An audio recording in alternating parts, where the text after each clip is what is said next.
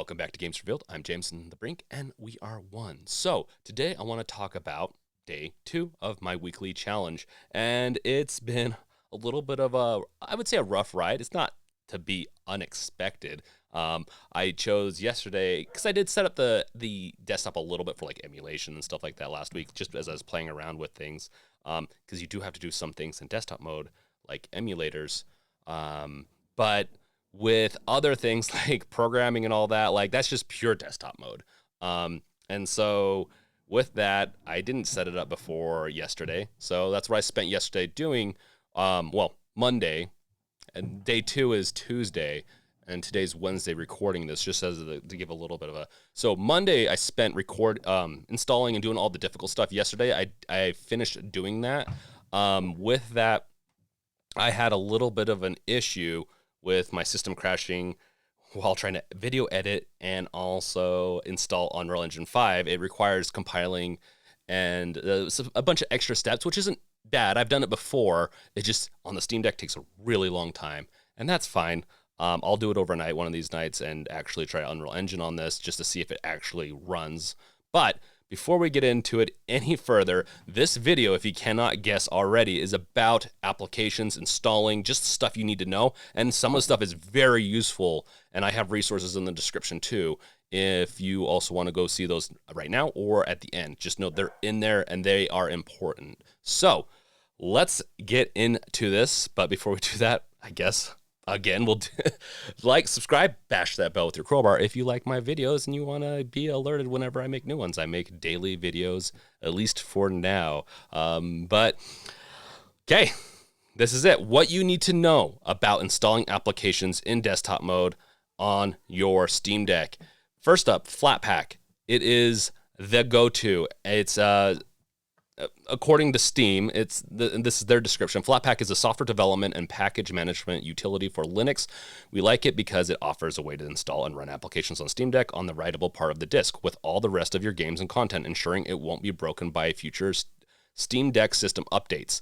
That's important to know because if you deviate off the Flatpak route and do things manually, which I will show you or tell you when, guide you how to do a little bit, if you install stuff on their own, they could do a system update and erase the whole thing. And because this is more like a console and they're just allowing you to kind of use desktop mode, this is why I kind of think that they went this route. So Flatpak makes it so you're writable to your system to be able to run applications.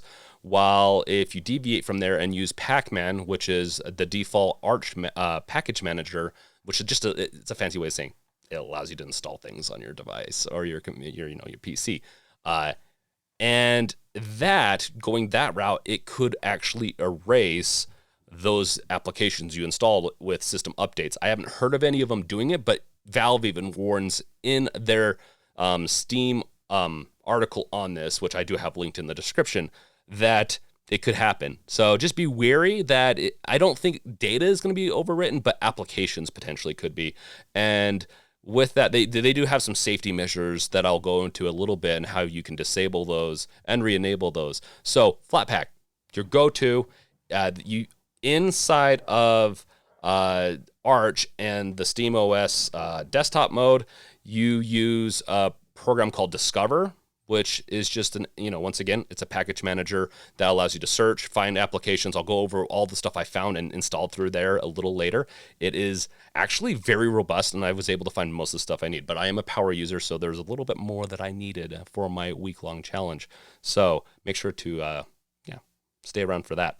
So also, with this comes, if you want to do custom installations like download stuff, install from the terminal, you're going to have to run sudo, which is just a fancy way of giving permissions for the system to write additional files that you might not want being written, to just put it into more simple terms. It's a security feature that makes it so that you can't screw up your operating system. And usually when you use sudo and when you go deviate off this Flatpak route, I cautious you to be very careful Most people are going to be fine if you've been doing it for years. If you're very new to it, don't be too scared, but don't go installing stuff that you just don't know about and don't trust. So with that, sudo requires a password. When you install the Steam Deck, you do not set up a password. So what do? Once again, Steam, they have a little guide that I have in the description. All you have to do is run a command called passwd in the terminal. And there's a terminal inside of the operating system or, your desktop that's called console with a K, and you can do it there. When you run the password, passwd, once again, when you run that, it will ask you to input a password that then you have to confirm, and that sets your system password. And in fact, I probably recommend doing this first thing when you set up your deck, just so that's all set up. Nothing else can happen with that, and you just know your password. I don't know security-wise if it's good to leave that unset. I would think not, though. So once again, you do that in the terminal. Console is a bash terminal, just as a terminology that you might run into when running bash commands later down the road. It's a little technical jargon for some people that might not know that. But with that, you can also, before you run anything or install anything, you have to disable the read-only state. Now, Flatpak is allowed to write. It's one of the applications that is allowed to write.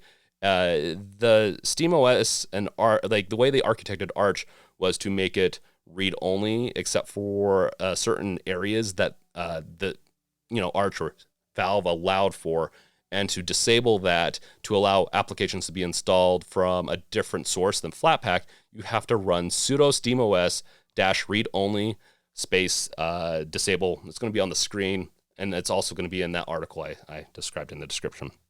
So with that being said, that's what you need to do. It's a little frustrating. I actually will link another article in there explaining how to fix if you get stuck in an issue where it doesn't trust the source of the package. So I was trying to run pacman, and for some reason, I don't know if it came like this, like SteamOS just didn't come with trusted sources or not. But even Windows does this. They have a trusted sources system. Mac does. When you download, if it's not signed properly, then you have to, it's untrusted, and you have to then verify that you can install it. Well, the system was broken for me, and so I'll link in the description like a way to fix that if you run into that. And it did take me a couple hours yesterday to fix that. Once again, I've worked with this stuff before. It's not like I haven't installed Linux and had to debug things. So I got through it, but for some people, it might really suck. So, but I don't think you're going to need to install much unless you, like I said, a power user. We'll go through the installed applications now. Let's do that. So what was easy to install and has worked great so far? And I'm going to go through these because I think it's important to indicate how much of my life has been made easy on this version of Linux and with Discover, because most of the apps I needed were readily available, but then there were some that weren't. Ultimaker Cura, which is my 3D printing software, was available on the Flatpak system through Discover. Then Spotify, Chrome, VS Code for my development, which is how I do my web development and my mobile development. Android Studio, which supports that mobile development. I need it for running Android emulators and doing additional debugging if I need to.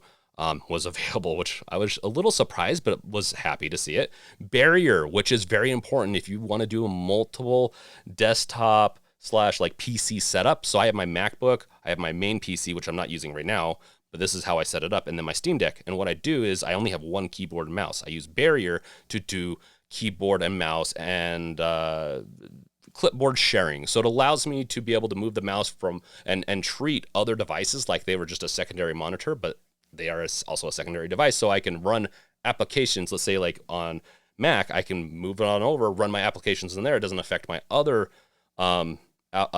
computer. And if I'm running a build on a mobile device, I don't have to worry about that affecting my other computer. I really like, and I've used other systems in the past, but Barrier is the one that works on Steam Deck, and it's working great so far.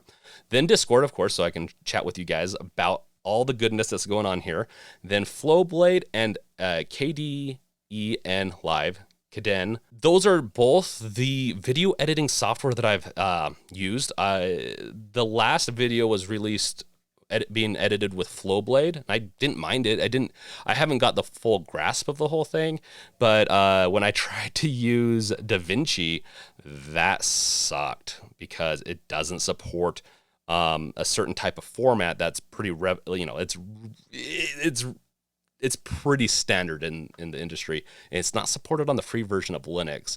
All that being said, people can get upset or not, but DaVinci Resolve on Windows is free, and it works. So I didn't have too many issues on Windows with this, but on Linux, it just does suck that it's not supported. I don't know why. It could be a licensing issue.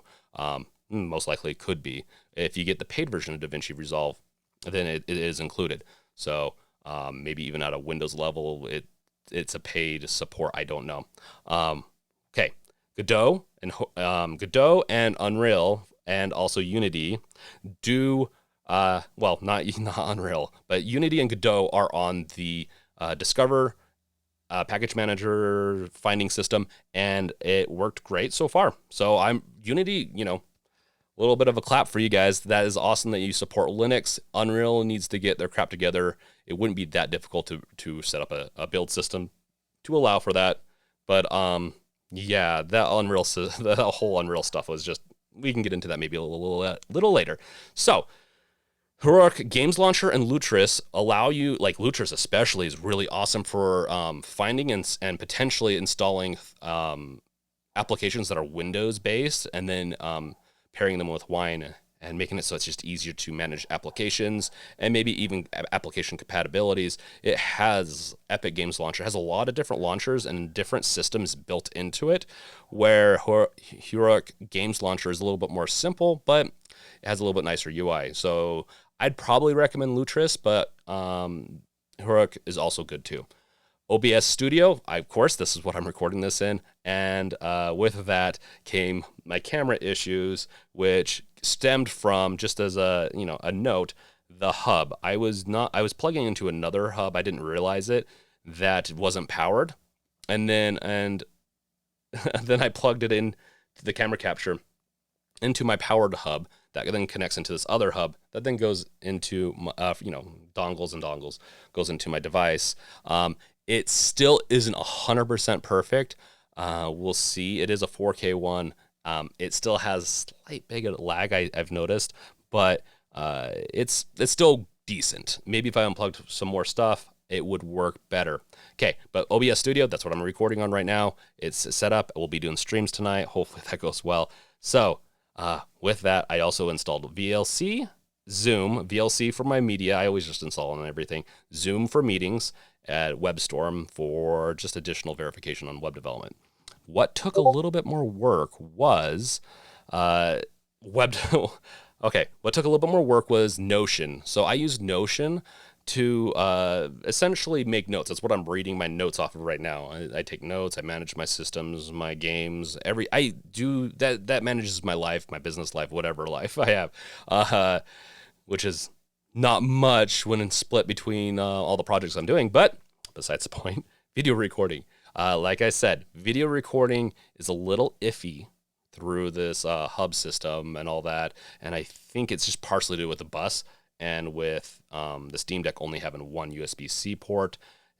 If they could have two USB-C ports that are separate buses, that would be awesome. I don't know what that would take on like a Steam Deck 2, but just know that if you're connecting a lot of devices to this device, the Steam Deck, you might run into some issues. But yeah, video editing surprisingly went fairly well. Once I wasn't installing Unreal Engine, I was able to manage to edit a video, and actually it was a 10-minute video plus, I believe, and I rendered it in like less than 30 minutes, 20 minutes, I think. I was actually impressed. This thing's a beast when it comes to that. It's just multitasking. You got to be a little careful with the multitasking. I'll just have to note there. Can't run too much stuff when you're doing intensive things on this, just as a note. Game development. I did some game development on it. Not much, and I'm going to do more in the future. And 3D printing, of course. And then I did a video interview. So I did an interview, job interview through the, I risked it with the Steam Deck, and it turned out fine. It was great. It was all around just a good experience, and I'd recommend it. Okay, so with that, I haven't streamed any games yet. There's still some other things I need to do. We'll be doing more videos. We still have more days to do. This is just day 2 update. I plan on streaming a game and doing all this. I might have to use my lesser camera over here to stream, or figure a way, maybe even use my Elgato stream system. I might have, I don't know about cheat, but I'm gonna have to figure a different way out, as I'm not sure. Maybe I can play a 2D game. There's options. It's just not as sure about multitask. Once again, multitasking. It's already struggles just to record audio, video through my system, and also like I'm using this to record right now through my Rode podcaster. It's worked great so far, and I like it. So with that, check out my alt channel once again, The Brink, TH3BRINK. And if you want to see my game streaming that I'm going to attempt to do, it will be interesting. Then also I will do some regular streaming tonight if you're watching this the day of. So thank you guys for watching. Check out my other videos, but before you do that, make sure to comment below what you plan on installing on your system, and maybe I can verify if it's there or not. So thank you guys for watching. I'll check you guys in later. Peace out. Later.